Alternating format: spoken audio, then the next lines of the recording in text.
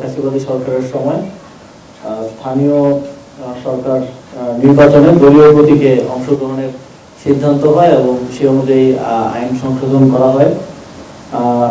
এবার আমাদের সংস্কার কমিশনগুলোর পক্ষ থেকে বিশেষ করে নির্বাচন ব্যবস্থা সংস্কার কমিশন এবং স্থানীয় সরকার সংস্কার কমিশন দলীয় প্রতীক বাদ দেওয়ার সুপারিশ করেছিল।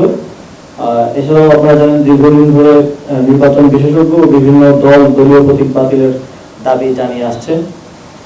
তো তার প্রেক্ষিতে সিটি কর্পোরেশন আইন 2015-এর 32 ক ধারা, পৌরসভা আইন 2015-এর 20-এর ক ধারা, উপজেলা পরিষদ আইন 2015-এর 16-এর ক ধারা এবং ইউনিয়ন পরিষদ আইন 2015-এর 19-এর ক ধারা, যেই ধারাগুলোর মাধ্যমে দলীয় প্রতীকে নির্বাচনের সিদ্ধান্ত হয়েছিল সেই ধারাগুলো আজকে বিলুপ্ত করার প্রস্তাব উত্থাপন করা হয়েছিল এবং সেটা উপদেষ্টা পরিষদে অনুমোদন করা হয়েছে। ফলে দলীয় প্রতীকে স্থানীয় সরকার নির্বাচনে অংশগ্রহণ করার আর কোনো সুযোগ নেই। এখন থেকে ইন্ডিভিজুয়াল প্রতীকে স্থানীয় সরকার নির্বাচনগুলো হবে এবং প্রত্যেকটি ক্ষেত্রে হবে, সেটা সিটি কর্পোরেশন, পৌরসভা, উপজেলা পরিষদ এবং ইউনিয়ন পরিষদ। এবং আপনারা জানেন যে জেলা পরিষদ সরাসরি প্রত্যক্ষ ভোটে যেহেতু নির্বাচিত হয় না, সেখানে প্রতীকের বিষয়টি নেই।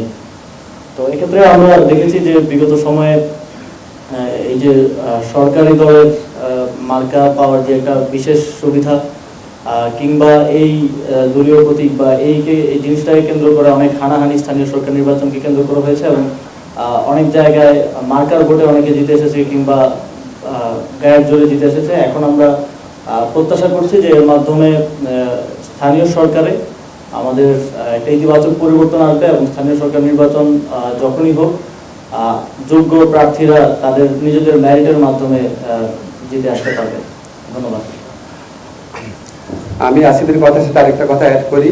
আমাদের কিন্তু যুগের পর যুগ যাবত স্থানীয় সরকার নির্বাচন কিন্তু দলীয় মার্কাতে হতো না, হ্যাঁ, ব্যক্তিগতভাবে প্রতিযোগিতা হতো।